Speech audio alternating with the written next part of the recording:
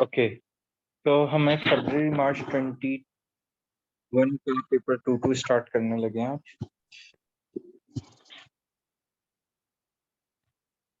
The rate of chemical reactions is affected by change in temperature and pressure. Okay, draw a curve on the axis to show Boltzmann distribution of energy of particles in a sample of gaseous krypton at a given temperature. Label the curve T1 and label the axis. Okay. So first अगर मैं level axis को label करूं तो हमेशा जब भी Boltzmann distribution curve बनाना होता है तो जो हमारा वाई एक्सिस होता है उस पे हम जो है नंबर ऑफ पार्टिकल्स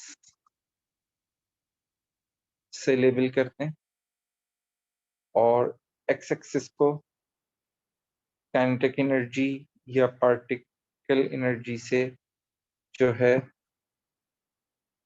लेबल किया जाता है। ठीक है, अच्छा। और नॉर्मल कंडीशंस में अगर हमें एक गिवन टेम्परेचर पे कर्व बनाने को कहा गया है तो हम इस तरह का कर्व बनाते हैं।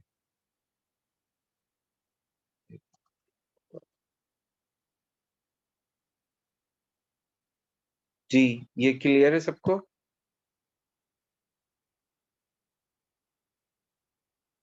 यस। ओके, और इसको उन्होंने किससे लेबल करने के लिए कहा है? T1 से लेबल करने के लिए कहा है, तो मैं यहाँ पे T1 मेंशन कर देता हूँ। ठीक है, यहाँ तक किसी को कोई डाउट है इस कर्व में तो प्लीज पूछ लें। अच्छा, अब वो आगे क्या कह रहे हैं? In the diagram in A1 draw a second curve to show the distribution of energies of the krypton atoms at a higher temperature.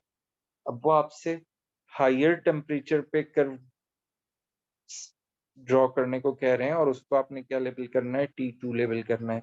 तो हायर टेम्परेचर पे क्या होगा कि पार्टिकल्स की एनर्जी इंक्रीज होगी, तो आपका कर्व जो है लेफ्ट टू राइट शिफ्ट होगा, जिसकी वजह से कर्व की हाइट इस रीजन में कम हो जाएगी और इस रीजन में ज्यादा हो जाएगी और आपका एक कर्व कुछ ऐसा बनेगा।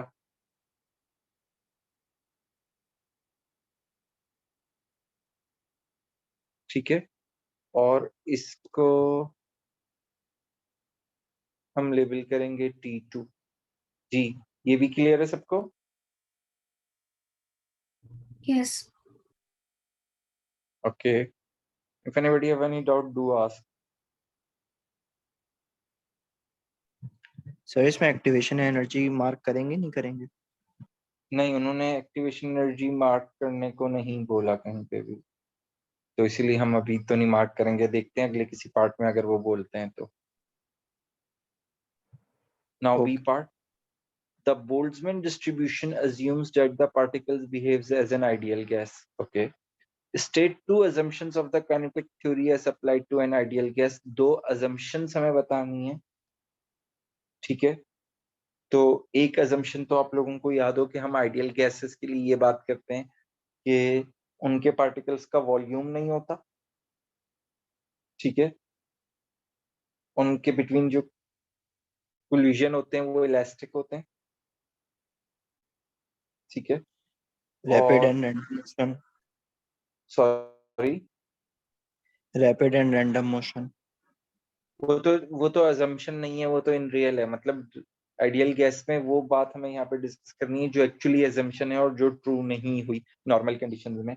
तो उसमें ये कि फोर्सेस ऑफ अट्रैक्शन नहीं होती पार्टिकल्स के बिटवीन, उनका वॉल्यूम नेग्लिजिबल होता है। ठीक है, और इलास्टिक कोलिजन्स होते हैं। तो इन ये नॉर्मली 3 पॉइंट्स हैं, तो इनमें से हम कोई से भी 2 पॉइंट्स लिखेंगे क्योंकि 2 मार्क्स हैं। तो हम ये लिख सकते हैं कि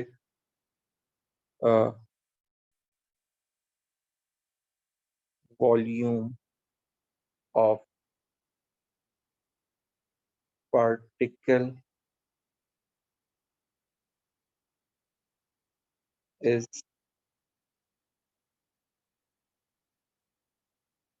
negligible as compared to the volume of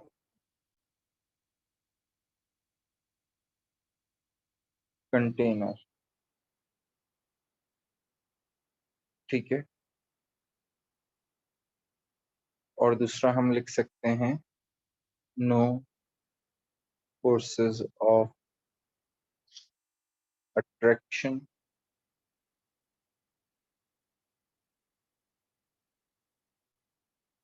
between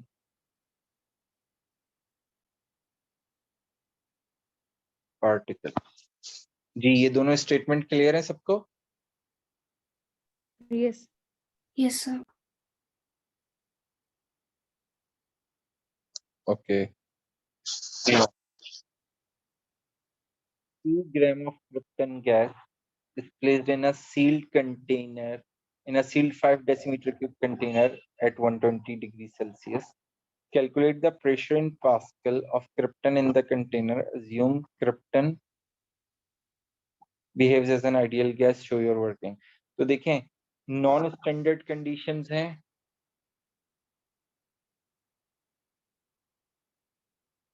तो हम और आइडियल गैस की बात कर रहे हैं।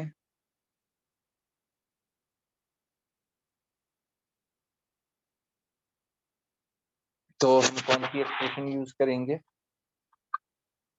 प्रेशर फाइंड करने के लिए? PV is equals to nRT। अच्छा, इसमें हम टेम्परेचर हमेशा केल्विन में रखते हैं, यहाँ पे हमारे पास सेल्सियस में। वॉल्यूम हमेशा हम मीटर क्यूब में रखते हैं। तो डेसीमीटर क्यूब को मीटर क्यूब में अगर कन्वर्ट करना है, और हमें मास नहीं चाहिए बल्कि क्या चाहिए, मोल्स चाहिए। अच्छा जी, अगर हमें मीटर क्यूब में कन्वर्ट करना है तो हम इसको एक्सपोनेंट -3 से मल्टीप्लाई कर देंगे। इसको केल्विन में कन्वर्ट करना है तो 273 से प्लस कर देंगे, और इसको डिवाइडेड बाय mR कर देंगे मोल्स के लिए। ये क्लियर है सबको? तो अगर मैं सब्जेक्ट बना लूं P को, तो हमारे पास एक्सप्रेशन क्या बन जाएगी, number of moles into R into T divided by V। So P is equals to number of moles किसके इक्वल हो जाएंगे, 2.00 divided by, can anybody tell me the mass of krypton, AR of krypton कोई बता रहा है? 83. 83 multiply by R, आपको paper के last में वैल्यू गिवन होगी 8.31 इनटू टेम्परेचर इज 120 प्लस 273। ठीक है, मैं पहले कन्वर्ट नहीं कर रहा, मैं कन्वर्जन के साथ ही इक्वेशन में पुट कर रहा हूँ, डिवाइडेड बाय वॉल्यूम, और वॉल्यूम मेरे पास था 5 dm cube multiply by exponent -3। तो इस पूरे को कैलकुलेटर में प्लेस करके सॉल्व कर लें। Sir, MR 84 है, MR 84 है। Okay not 83. ओके ओके,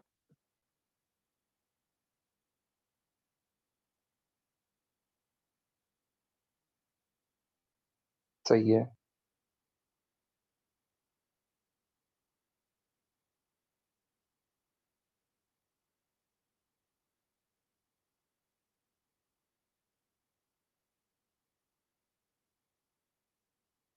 जी, कोई आंसर बता?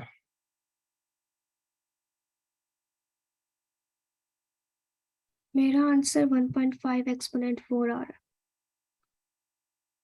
1.5 एक्सपोनेंट 4, 1.5 के बाद कोई और वैल्यू नहीं है? है। It's like 15022. अच्छा अच्छा, ये बताएं, आप लोगों ने AR कहाँ से लिया? जो ए लेवल का पीरियोडिक टेबल है उसी से वैसे ये AR की वैल्यू ली है? मैंने गूगल किया। ओके, नहीं सर आप, टेबल में 83.8 है। हाँ, आप हमेशा जो आपका ए लेवल का पीरियोडिक टेबल है उसी को यूज करेंगे, और उसमें हमेशा, मैंने पहले भी शायद डिस्कस किया था, डेसिमल में वैल्यूज होती हैं।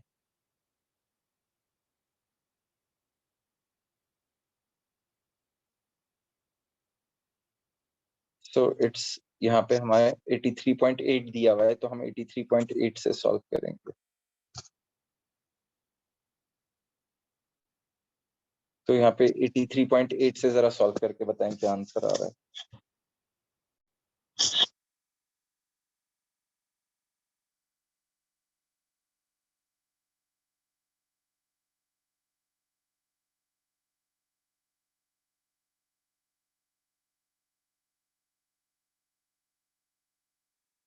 One five six zero zero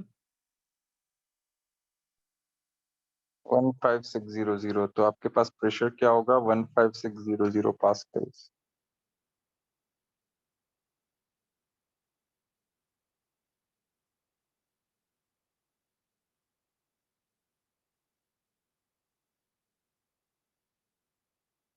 जी ये क्लियर है सबको? Yes. Okay.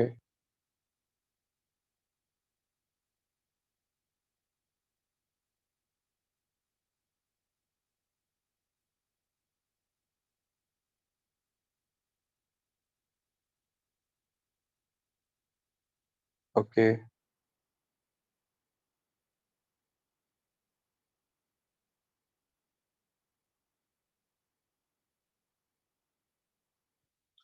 third part.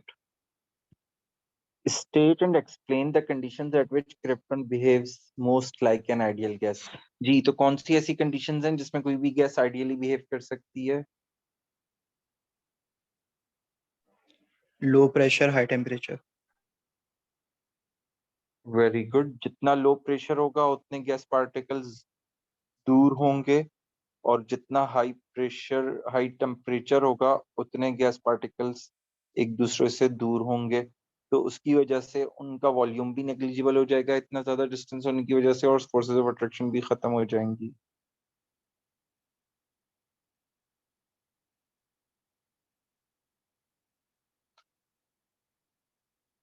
Low pressure and high temperature, तो ये तो हमने कंडीशन लिख दी। अब उन्होंने एक्सप्लेन करने को भी बोला है, तो जो अभी मैंने दोनों बातें बोली, टोटल 2 मार्क्स हैं, तो 1 मार्क कंडीशन के होंगे और 1 मार्क उस एक्सप्लेनेशन के होंगे। तो हम लिख सकते हैं it is because under these conditions there are no forces of attraction between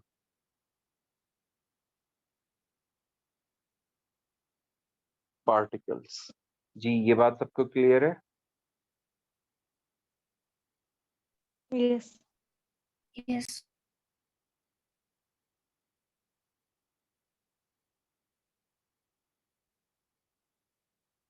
okay,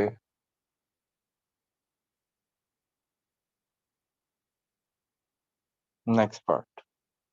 Krypton reacts with fluorine in the presence of ultraviolet light to make krypton difluoride KrF2. And here we have an equation. The activation energy for the reaction is positive 385 kilojoule per mole. The enthalpy change of formation of krypton difluoride is positive 60.2 kilojoule per mole. Use these information to complete the reaction profile diagram for the formation of krypton difluoride. Assume the reaction proceeds in one step. Okay. अच्छा जी, एक बात तो हमें पता चल गई कि endothermic है, तो इट मींस हम प्रोडक्ट जो है हायर लेवल पे बनाएंगे रिएक्टेंट से, ठीक है? और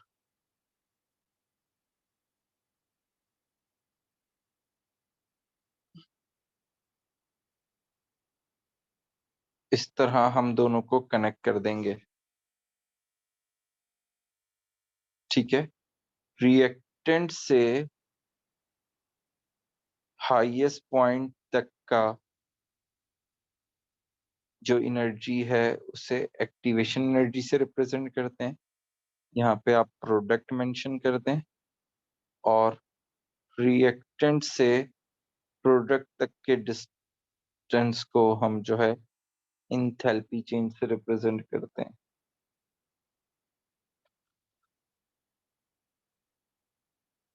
जी ये क्लियर है सबको?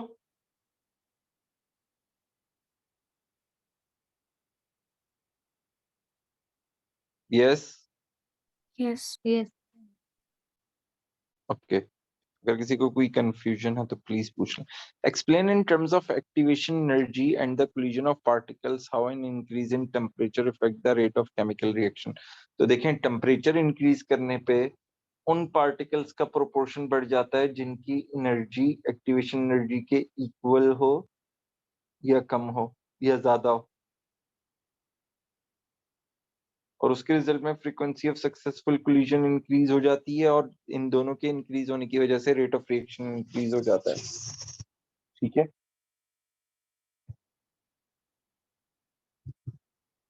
तो हम किस तरह आंसर लिख सकते हैं कि increase in temperature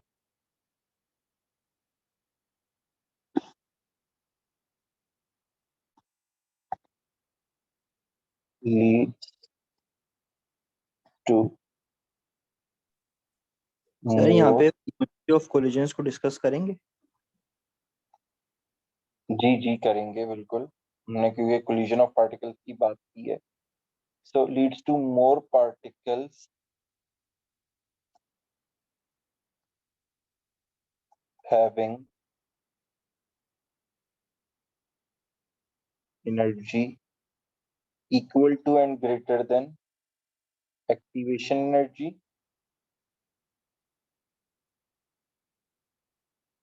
So the frequency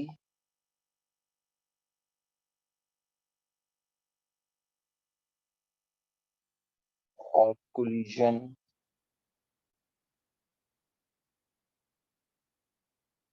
increases, hence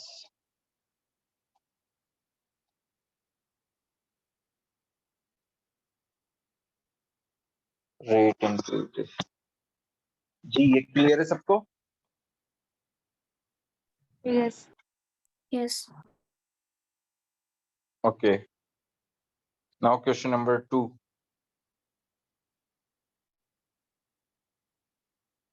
Chlorine Cl2 is a reactive yellow-green gas. It is a strong oxidizing agent. State chlorine, how chlorine is used in water purification. जी water purification में chlorine का क्या use होता है? It kills bacteria.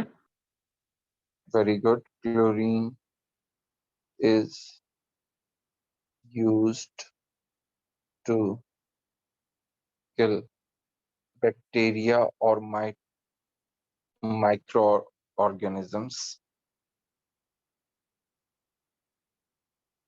in water. Okay. Chlorine has the highest first ionization energy of the period 3 elements sodium to chlorine.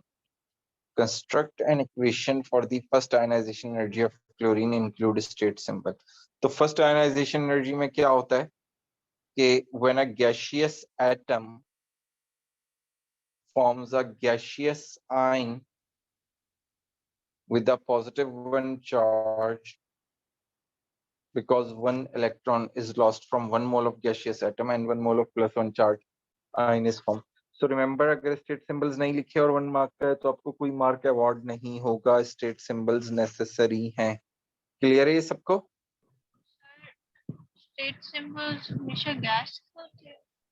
हाँ, ionization energy के लिए हमेशा गैस होते हैं, चाहे कोई भी हो, whether it's a metal, non metal, solid, liquid, anything. For example अगर वो यहीं पे आपसे बोल देते कि फर्स्ट आयनाइजेशन एनर्जी की इक्वेशन लिखें आयरन के लिए, तो हम इसी तरह लिखते हैं iron iron gas, then iron one positive gaseous ion plus electron.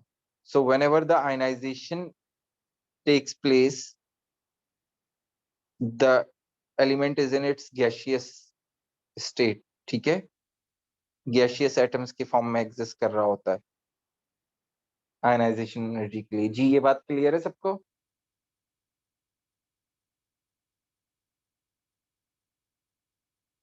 जी किसी को Yes. कुछ पूछना है तो पूछ लें।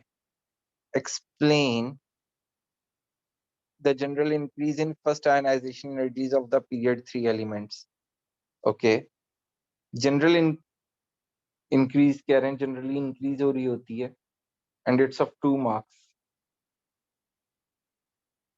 सो सर इसमें ये बताएंगे mg और p के बाद डिप होती है और बाकी सब नहीं में नहीं वो इंक्रीज। नहीं बताएंगे, क्योंकि जनरल इंक्रीज की बात की है तो आप जनरल रूल डिस्कस करेंगे कि from starting from sodium till the last one why there is a general increase.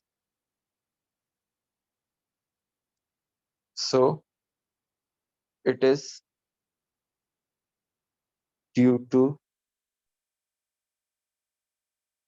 increase in number of protons but the electrons are added in same shell। अच्छा, यहाँ पे इन दोनों बातों का एक ही मतलब है। अगर मैं बट के बाद आगे ये लिख देता कि there is a sorry the decrease in shielding atomic. Effect remain same, the shielding is same, तो वो उसका भी यही मतलब है, क्योंकि इनर इलेक्ट्रॉन्स या इनर शेल्स तो इंक्रीज नहीं हो रहे, जिसकी वजह से शील्डिंग सेम रहेगी। ठीक है, sir decrease in atomic radii होगा और इलेक्ट्रोनेगेटिविटी बढ़ी होगी। हम अगर इलेक्ट्रोनेगेटिविटी की यहाँ पे बात नहीं करेंगे, 2 मार्क्स है ना, तो अब आप आगे फर्दर लिखेंगे hence the attraction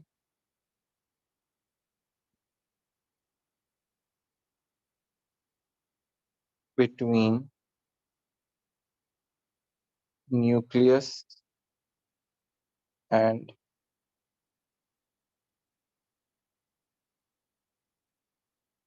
valence shell electrons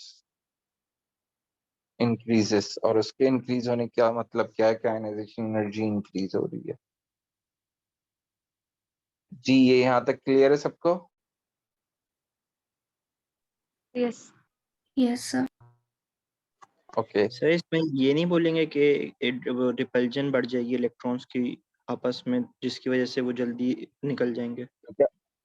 तो फिर तो आयनाइजेशन एनर्जी कम हो गई ना, जो बात आप कह रहे हैं। अच्छा हाँ सही। वो सिर्फ रिपल्जन का केस तब होता है जब वो नाइट्रोजन और ऑक्सीजन को कंपैरेटिव बात करते हैं, या फिर फास्फोरस और सल्फर के कंपैरेटिव बात करते हैं, तो वहां पे हम ये बताते हैं कि ऑक्सीजन और सल्फर के ऑर्बिटल में पेयर ऑफ इलेक्ट्रॉन है, जबकि नाइट्रोजन और फास्फोरस में अनपेयर्ड इलेक्ट्रॉन है। तो पेयर ऑफ इलेक्ट्रॉन रिपेल करते हैं, जिसकी वजह से आयनाइजेशन एनर्जी डिक्रीज हो जाती है ऑक्सीजन की नाइट्रोजन से और सल्फर की फास्फोरस से। ठीक है,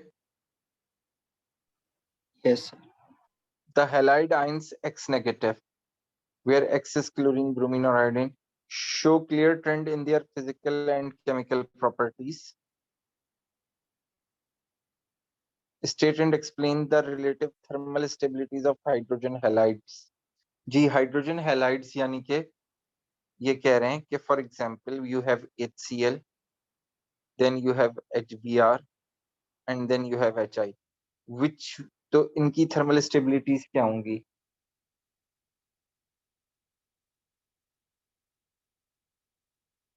जी इस तरह का हम क्वेश्चन पहले भी कर चुके हैं भाई। कौन बता रहा है मुझे करेक्ट आंसर?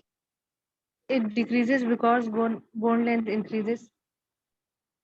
अच्छा, बॉन्ड लेंथ इंक्रीजेस, बात सही है, मगर हम इसको बॉन्ड एनर्जी की टर्म में बात करेंगे, क्योंकि अगर बॉन्ड जितना लंबा हो रहा है उसकी वजह यह है कि एटम का साइज बड़ा हो रहा है, और इसकी मतलब क्या है कि बॉन्ड एनर्जी कम हो रही है या बॉन्ड स्ट्रेंथ कम हो रही है।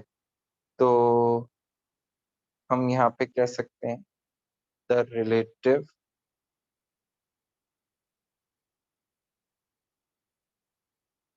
Thermal stabilities from HCl to HBr to HI decreases, और इसकी जगह आप ये भी कह सकते हैं कि डाउन द ग्रुप डिक्रीज हो रही है बिकॉज द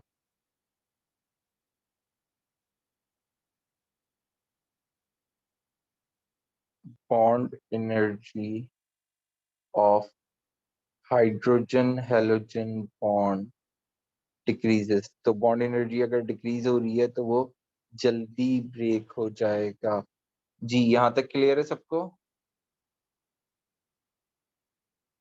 Yes. अगर किसी को कोई कंफ्यूजन है तो प्लीज पूछ लें।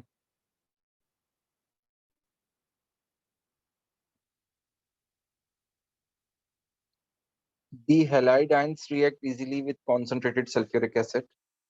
The main sulfur-containing products of each reaction shown in the table. The oxidation number of sulfur. इन सब में ऑक्सीडेशन नंबर सल्फर का फाइंड करना है। तो फर्स्ट अगर हम HSO4 की बात करें तो ओवरऑल चार्ज -1 है, 4 ऑक्सीजन है तो -8 चार्ज होगा, हाइड्रोजन पे +1 चार्ज होगा, नेट चार्ज मुझे +1 -1 चाहिए, तो इसका मतलब है ऑक्सीजन सल्फर पे +6 चार्ज होगा। So here I will right +6। ये क्लियर है सबको? Yes. अगर किसी को कंफ्यूजन है तो प्लीज पूछ लें। ओवरऑल चार्ज इस केस में 0 है, ऑक्सीजन का 2 नेगेटिव चार्ज है और 2 ऑक्सीजन है तो -4 हो गया। इट मीन सल्फर पे 4+ होगा, क्योंकि 0 चाहिए तो 4+ और 4- गिव्स अस 0। क्लियर है ये भी? Yes. नो, यहाँ पे भी ओवरऑल चार्ज 0 है, हाइड्रोजन पे +1 होता है हमें पता है, और 2 हाइड्रोजन में +2 है तो सल्फर पे -2 होगा। So here I will write -2। जी, किसी को कोई कंफ्यूजन है तो पूछ लें। So complete the table to show the oxidation number of sulphur in each of the sulphur containing products, और वो हम कर चुके हैं। Okay, explain why different sulfur containing products are produced when each of these halide ions react with concentrated sulfuric acid। देखें, हर case में sulphuric acid को react करवाया था।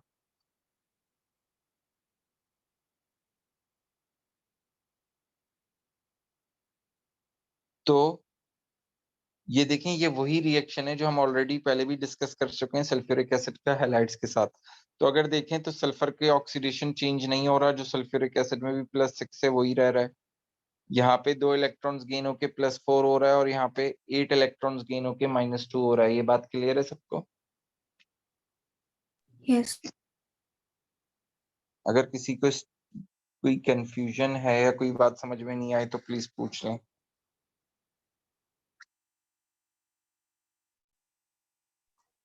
सर ये पार्ट 3 दोबारा बता दें। पार्ट 3 में वो कह रहे हैं कि सल्फर कंटेनिंग जो प्रोडक्ट्स हैं वो डिफरेंट क्यों है। क्लोराइड के साथ HSO4 मिल रहा है, ब्रोमाइड के साथ SO2 मिल रहा है, और आयोडाइड के साथ H2S मिल रहा है।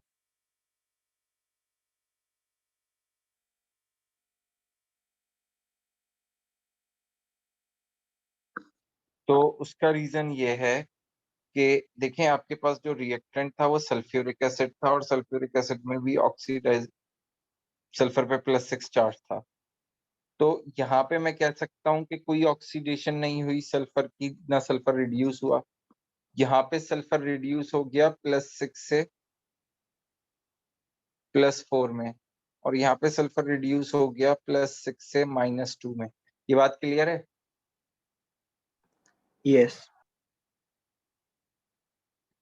तो हम, और अगर इन तीनों की पोजीशंस भी देखें तो क्लोरीन से नीचे ब्रोमीन होता है और ब्रोमीन से नीचे आयोडीन होता है। तो अगर ये देखें +4 से +6 से +4 और +6 से -2 में जा रहा है, तो इट मीन्स इन दोनों केसेस में क्या हो रही है, रिडक्शन हो रही है। तो it means halide ion are reducing agents. ठीक है, तो सही हम है ये सर। बात, जी सही है सही।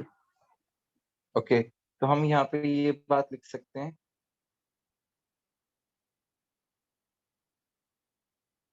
Halide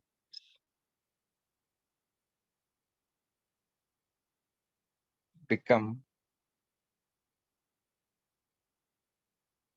stronger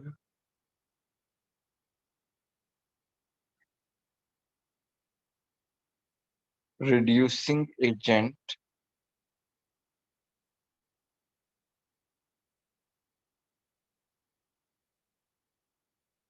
down the group।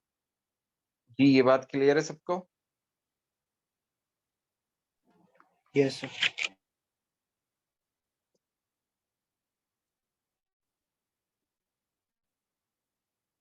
Chlorine reacts with aqueous sodium hydroxide in a disproportionation reaction।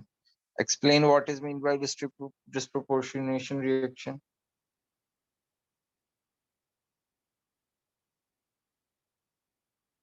So I can write a reaction in which a species undergo both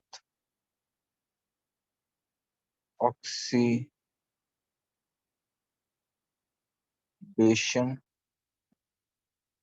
and reduction।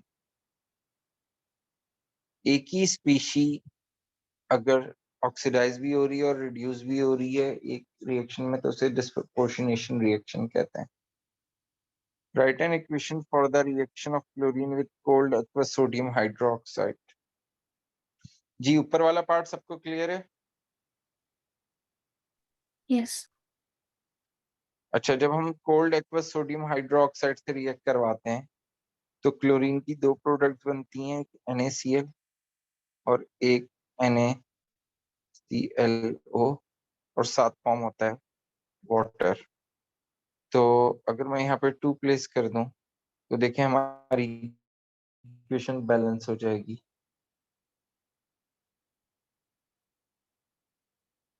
Ji clear है सबको? Yes. Yes. Okay, aluminium reacts with chlorine to form aluminium chloride।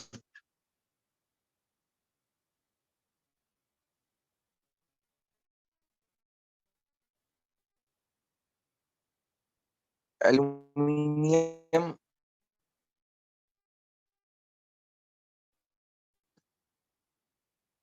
this molecule contains coordinate bond। Draw a diagram that clearly show all type of bond present in Al2Cl6। जी, aluminium के साथ हमें पता है 3 chlorine atom है,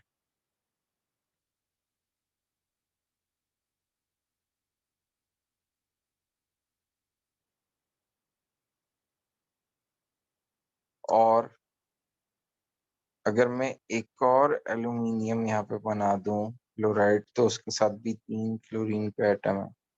तो ये chlorine के एटम अपने दूसरे मॉलिक्यूल के एल्यूमिनियम के साथ डेटिव बॉन्ड बनाएंगे। तो ये आपका 2 मार्क्स का स्ट्रक्चर ऐसे शो होगा।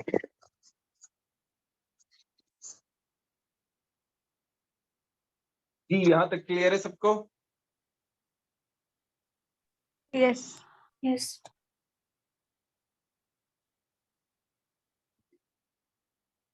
Okay.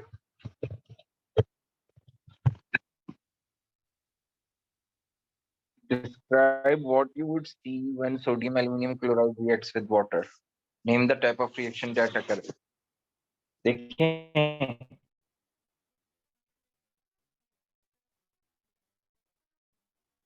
reaction जो होगा वो कर रहा है एल्यूमिनियम क्लोराइड.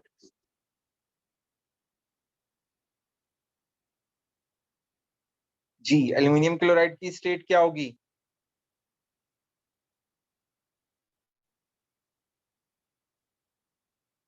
यस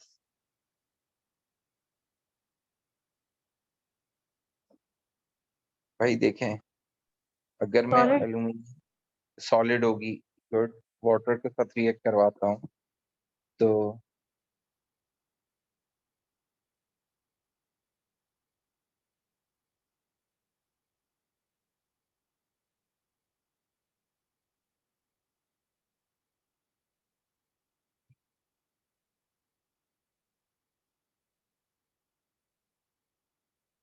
सॉरी, तो बेसिकली ये इक्वेशन बनेगी. तो अगर ये सॉलिड है तो हम एक ये बात लिख सकते हैं कि सॉलिड disappears. और उसके अलावा हम जो भी इक्वेशन देखी है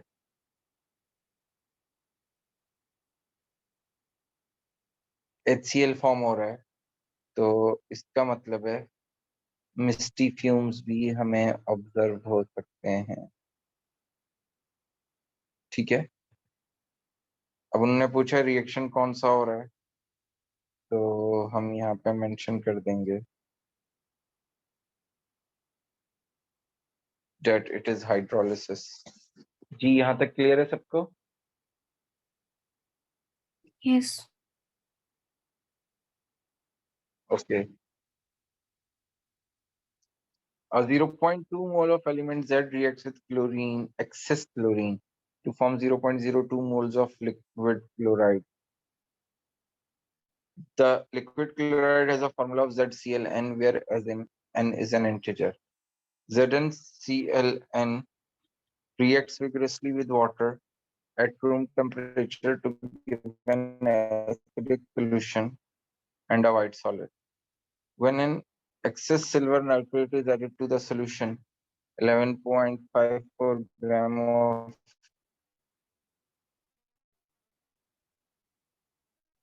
सिल्वर क्लोराइड फॉर्म्स. लेकिन सर आप इसी तरह का क्वेश्चन पूछ रही थी. Yes. अच्छा, अब देखें ये वाली स्टेटमेंट पढ़ें. वाटर के साथ विग्रेसली रिएक्ट करता है रूम टेम्परेचर पे, एसिडिक सॉल्यूशन है और व्हाइट सॉलिड है.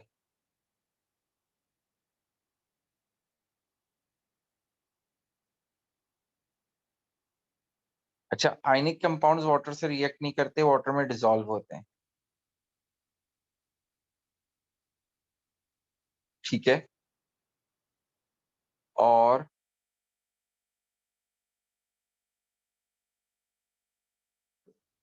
एक और बात हमें ZCl के बारे में पता चल रही है कि उसकी क्लोराइड की स्टेट क्या है? लिक्विड है. ठीक है, जिसका मतलब ये हुआ कि उसका अगर स्टेट लिक्विड है तो वो लो मेल्टिंग बॉइलिंग पॉइंट होगा, और अगर लो मेल्टिंग बॉइलिंग पॉइंट होगा तो इसका मतलब है कौन सी बॉन्डिंग होगी? Sir simple covalent. जी हाँ, कोवलेंट बॉन्डिंग. और अगर कोवलेंट बॉन्डिंग है और लो मेल्टिंग पॉइंट है तो we can write simple molecular. जी, ये बात क्लियर हो गई सबको? Yes, sir. Yes. Calculate the value of N in ZClN. अच्छा भाई, हमें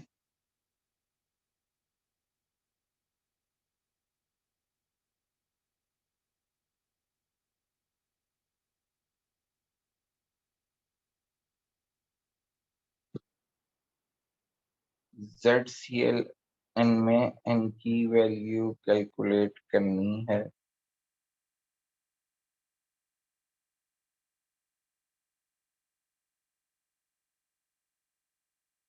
जी, कोई बता सकता है कैसे करेंगे?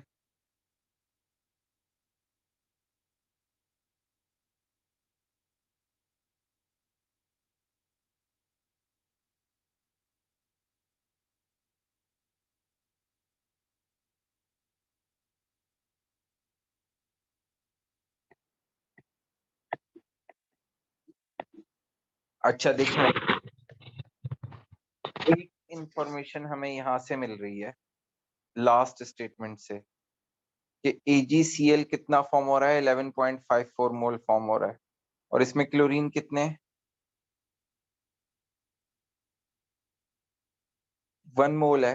बट हमें ये बात पता है, हम ये कह सकते हैं अगर आप इस स्टेटमेंट को पढ़ें लास्ट वाली को, तो अगर मैं ZClN के साथ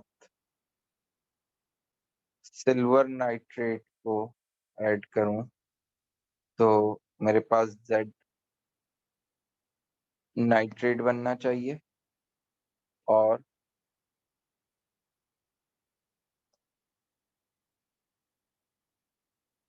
एक मिनट जी, ये बात यहाँ तक क्लियर है सबको? yes, अच्छा, इसका उन्होंने हमें मास दे दिया है 11.54 ग्राम। तो अगर मुझे इसके मोल्स पता हो तो मैं उसकी हेल्प से ये बता सकता हूँ कि इसमें कितने क्लोरीन यहाँ से आए, क्योंकि क्लोरीन इसके अलावा और कहीं नहीं है। ठीक है, तो पहले आप मोल्स निकालें सिल्वर क्लोराइड के, जो कि किसके इक्वल होंगे, 11.54 डिवाइडेड बाय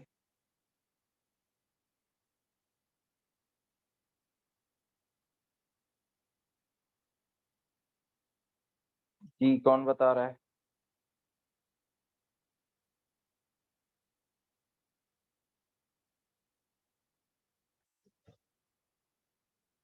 जी, AgCl का MR कैलकुलेट हो गया।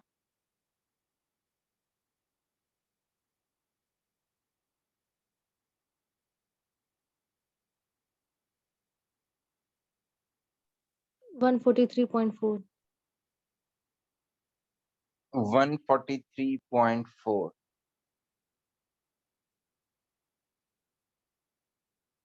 डिवाइड करें, आंसर बताएं क्या आ रहा है।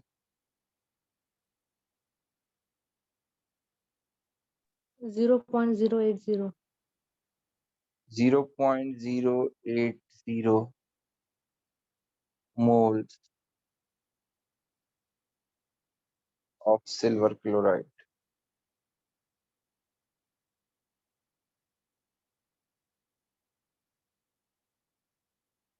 जी, यहाँ तक क्लियर है सबको?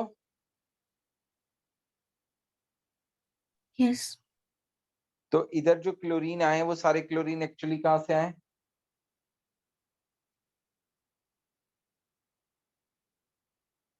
Z से आए।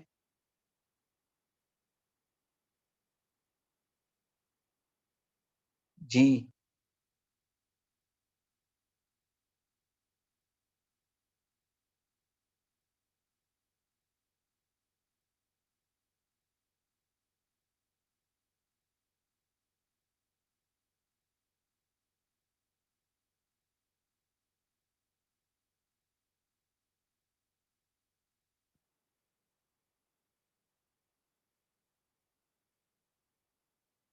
अच्छा, ये जो मोल्स क्लोराइड के आ गए ये सबको क्लियर है। अब मैं बेसिकली रेशो किसके बिटवीन ले सकता हूँ, Zn और क्लोरीन के between, not chlorine gas, chlorine atoms. हमारे पास Zn के या Z के मोल्स हमें पता थे, कितने थे?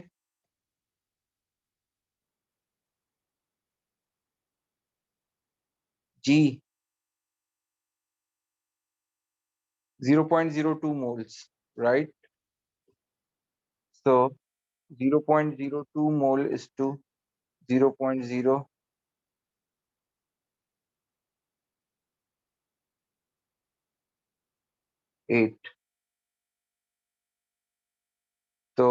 अगर मैं सिंपलेस्ट वैल्यू से डिवाइड कर दूं तो मुझे आंसर मिलेगा 1:4। तो क्लोरीन के नंबर ऑफ एटम्स n थे, तो क्लोरीन की n की वैल्यू क्या हो गई 4। यहाँ तक क्लियर है सबको? Yes. ओके, अब हमारा ऑलमोस्ट हाफ पेपर रह गया, इसे हम कल कंटिन्यू करेंगे, ठीक है, सेम टाइमिंग पे इंशाल्लाह। Okay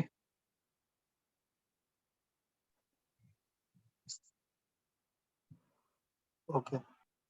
okay, then take care everyone, अल्लाह हाफिज।